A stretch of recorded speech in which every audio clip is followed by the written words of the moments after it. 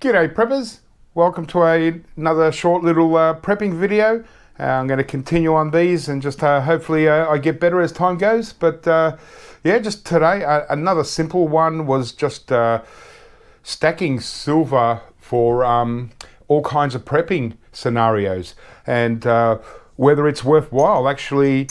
Should you stack silver as part of your pantry, your survival stuff, tools and everything like that, garden, chickens, things like that.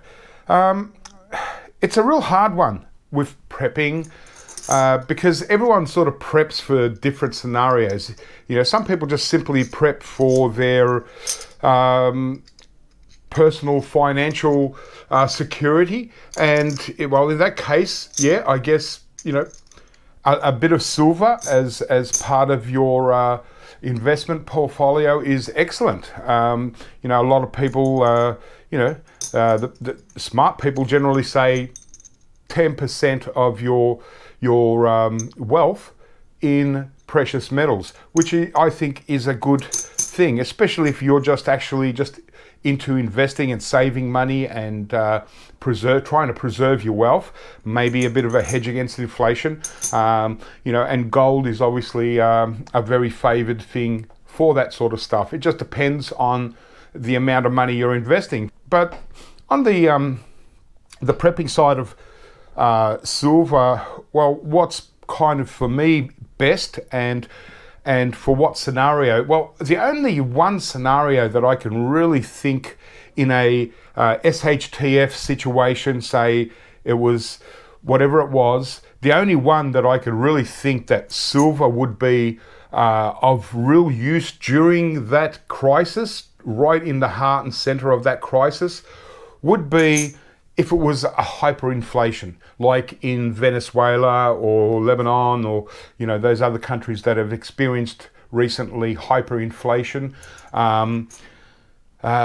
During the actual process of that time where your money is virtually being deflated on an hourly basis, well, having precious metals has proved, like the people in Venezuela, it proved that those that held silver could actually go out and buy real things, you know, buy a can of ham or whatever it was, a bag of rice with silver quite easily, because regardless of how much they had, the longer they held onto it, it was just sort of going up and up in value. Not that the silver went up in value, it's just that their currency went down in value so much that silver was still holding its US based price. So silver didn't actually go up, it's just that their currency went so far down that they could still trade for the equivalent of US dollars or for US dollars, and they could get then with the US dollars, they could buy all their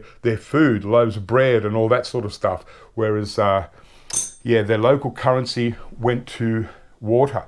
So that's the only real scenario that I can think of where silver, during the crisis moment, and right up towards the end, that's the only sort of SHTF situation that I could think of where silver would actually be valuable and worthwhile in your prepper's stash. As far as just general, say there was a local disaster or some other kind of crisis that what didn't relate necessarily to hyperinflation, sure, any crisis will sort of lead to an increase in inflation, but not necessarily hyperinflation. And so, you know, I hear of a lot of preppers saying, oh, you can barter with this, you know, and you can go and buy your food and stuff. Well, I don't believe so, because, you know, if I had, say, 100 cans of Spam, okay, and we're in a crisis situation where we don't know when we're going to get out of it, to me, food is the most important thing. Obviously, water and security and all that sort of thing. But, you know, if you don't eat, you don't, you know, you die. So, you know, and people saying, oh, you know, with silver you can go out and you can buy your spare. Who's going to actually sell their precious food for silver that they cannot really turn into anything. Because sure, they might be able to use this to go and buy a bag of rice, but the thing is, they could also buy a bag of rice with the spam that they've already got. And so why do they have to, buy your silver? And not to mention, silver this is a genuine Perth Mint silver kangaroo. But who's to tell that this didn't come from Alibaba in China and people bought these as fake specimens?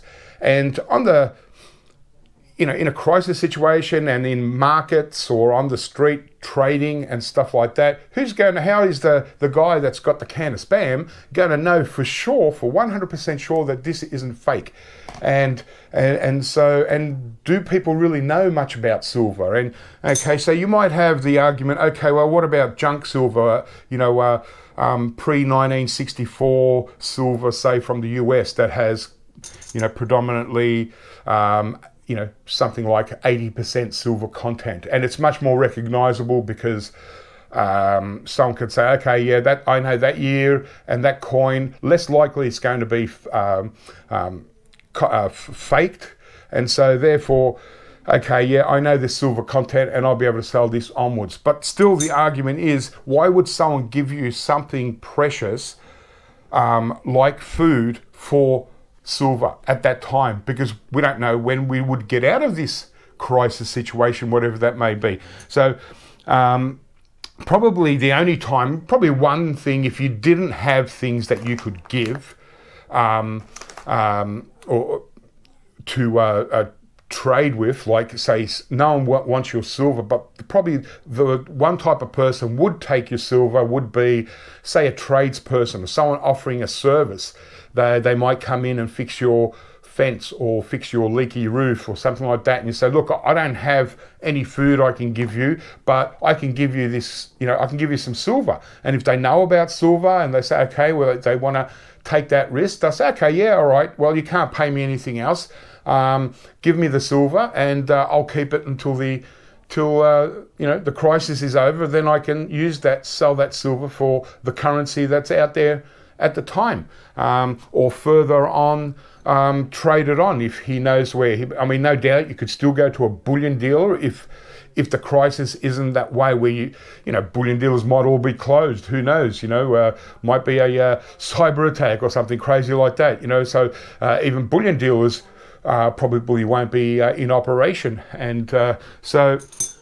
But no doubt there is always someone that would want silver if they had an XRF scanner, or they had the acids that they can acid test and get a bit more confidence in that it's real silver. Sure, like things like this, the kilo bar. It can be, I guess, faked in some way.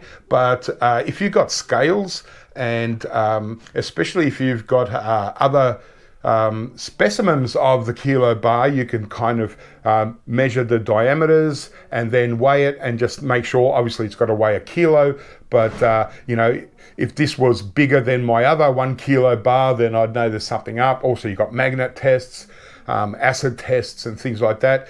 You could probably even go as far as drilling a hole and putting acid in there and seeing if it shows up as silver and so on. But just personally, in my opinion, I can't see a great deal of uses for silver in a SHTF situation. I just can't, apart from the hyperinflation type of situation, and that's quite possible. In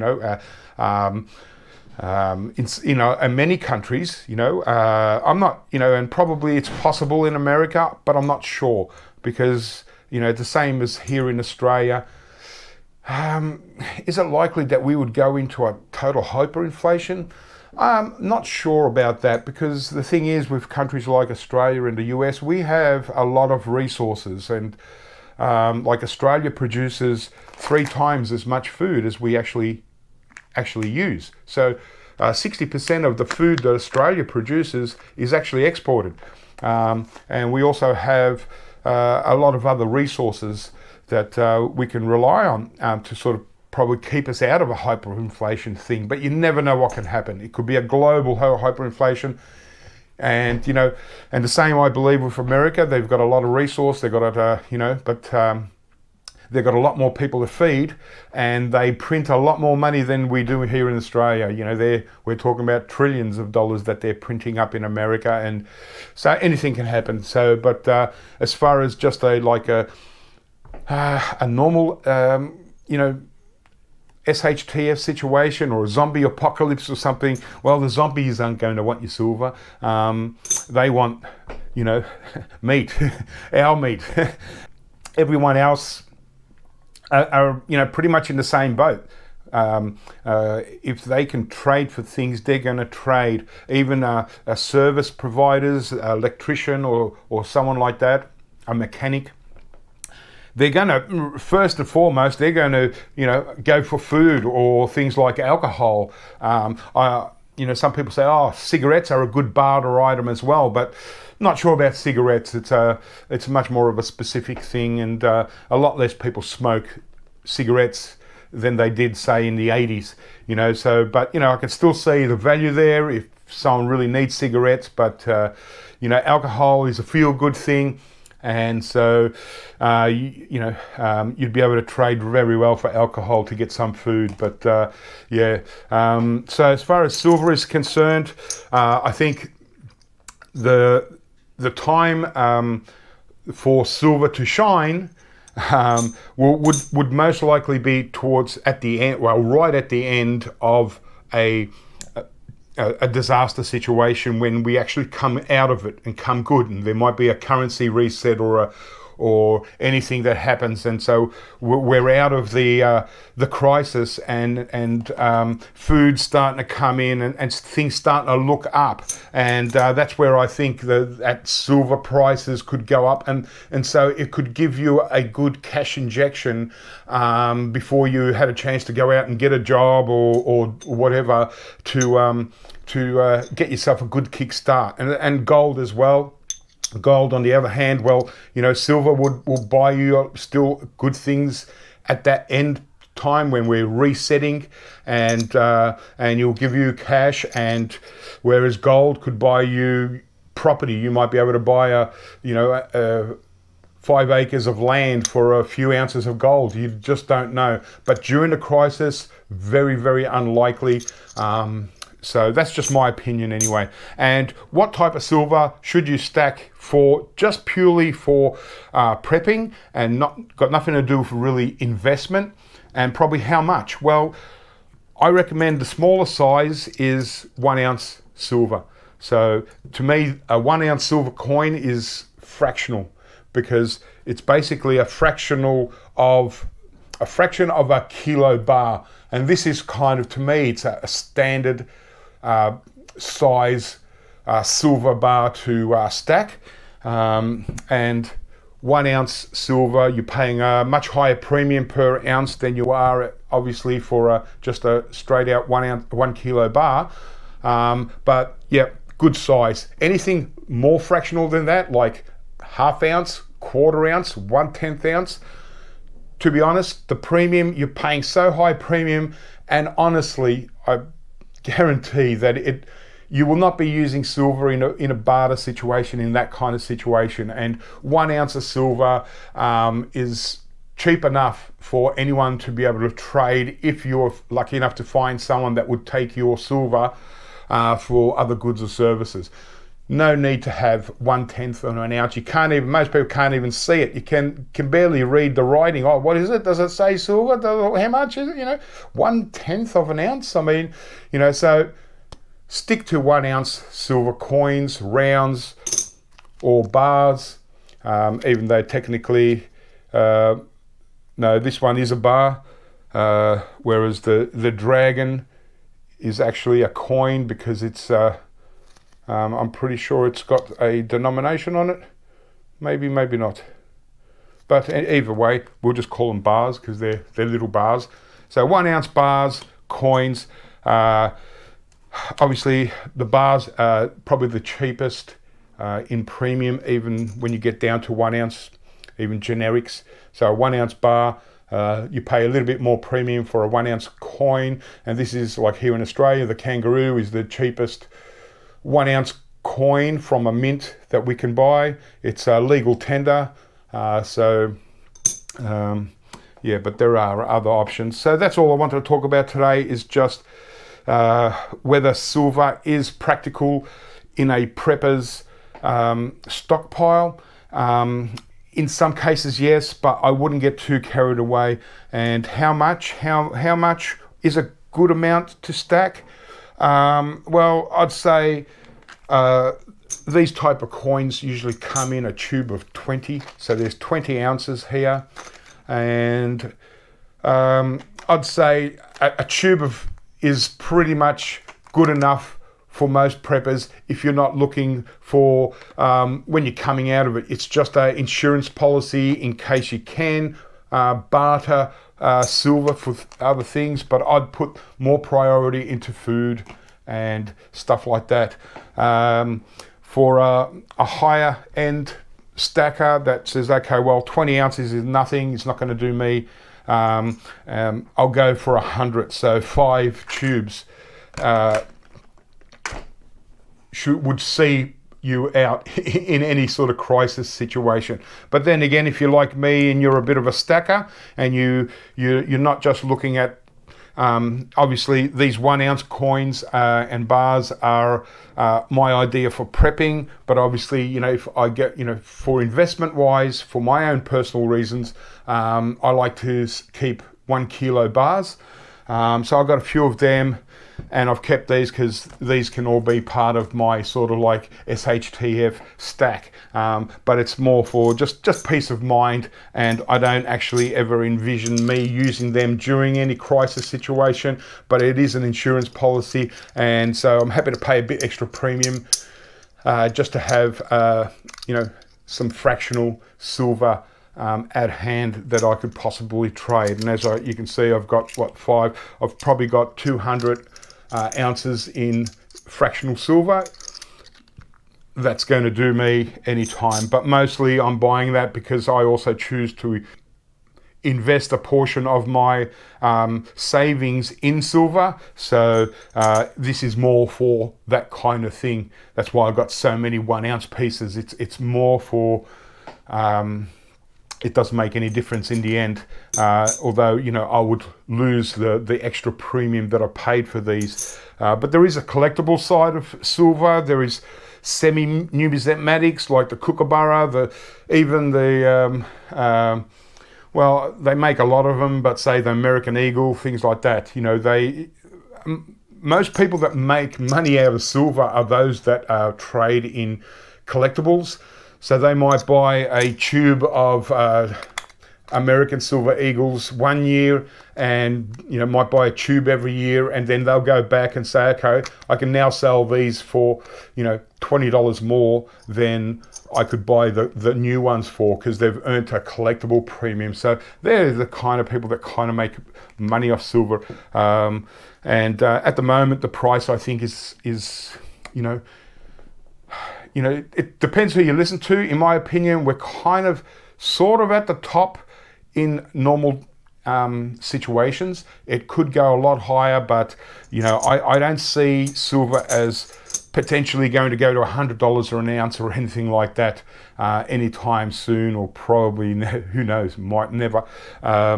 You know, people argue there's so many uses for silver. Yes and no. I'd argue against some of that. Like I said, I'm into e-waste. You know, people say, oh, they put so much silver into electronics and sort of stuff like that. Well, you know what? Not really. Not as much as you might think. Very, very small trace amounts. And I know they make a lot of electronics, but, you know, for real contact things, it's all about gold. And that's what, you know, e-waste recycling is predominantly about. The large companies that are processing e-waste circuit boards and stuff like that, once they're recycled, they're going for the gold mostly. Some refiners don't even extract the silver because there's just not enough in there, and it's just not worth it. So, and it's just, yeah, very trace amounts. It's even in solar panels, they use 10 times less silver today in solar panels than they did 10 years ago. Virtually every year it halves. you know, and now they're coming up with ways of. There's a new company in Australia that is making a technology that's going to use predominantly copper in solar panels. So you know, so all the arguments for silver's got all these uses. Yeah, it's got a lot of uses, but you know, it's not as if the silver vanishes once it's used. It will be recycled, and so if it takes 10 years for something, well, today we're recycling stuff from 10 years ago that we recycled. You know, we're covering the silver and stuff like that. You know, film X-rays and all that kind of thing. It's all getting recovered all the time. So yeah, it's being used, but it's coming back. Same as copper. You know, same kind of deal. Obviously, gold. You know.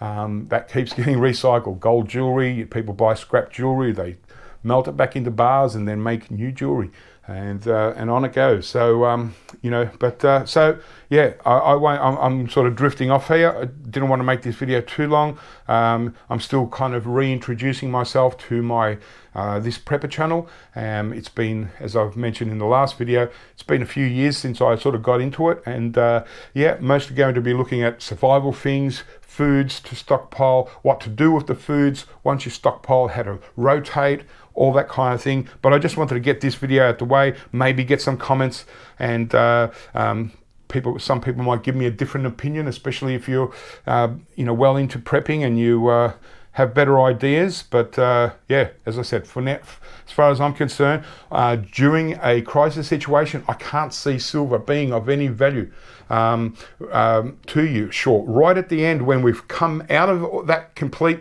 situation and we're, you know, there's a new lease of life, then that's when silver would come into it. But then that's no longer a part of a SHTF prepping situation. That's more the investment side of it, and that's probably why I invest in gold and silver, is for the possibility of us getting into one of those situations and coming out and winning, or just pure speculation that the price of silver and gold will go up one day. But at the end of the day, I can rest easy, because I do know that it is a bit of a hedge against inflation. Mostly gold, to tell you the truth. Silver, not so much.